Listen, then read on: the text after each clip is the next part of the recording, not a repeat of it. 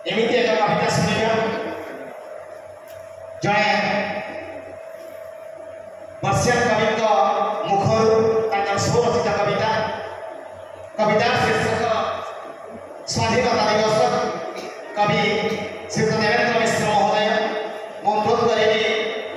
स्वरचित कविता पाठ करने निमंते श्रीयुत देवेंद्र मिश्र महोदय।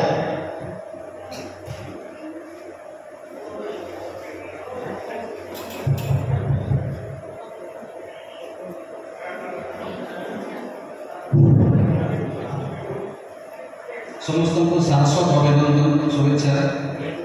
नमस्कार। और कविता शिरोनाम स्वाधीनता दिवस। पवित्र भारत शांति अग्रदूत विश्वर दिव्य भवन कोटि जनता जीवन प्रतीक सभी नित्य सदन सुचारू कुसुम सुधामय फल जार मान अमृत सीए ही आमरी हृदय मंदिर तासेबारे सदरत तासेबारे सुधारत धर्म निरपेक्ष गणतंत्र बोली ताहाको कले आघात ताहारी संतान शत्रु हो जाए देशर रखे महत देशर रखे महत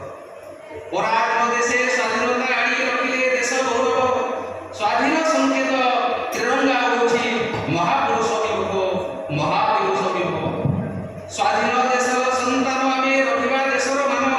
सकल संपद जागरणे संचित बखाणी बाबू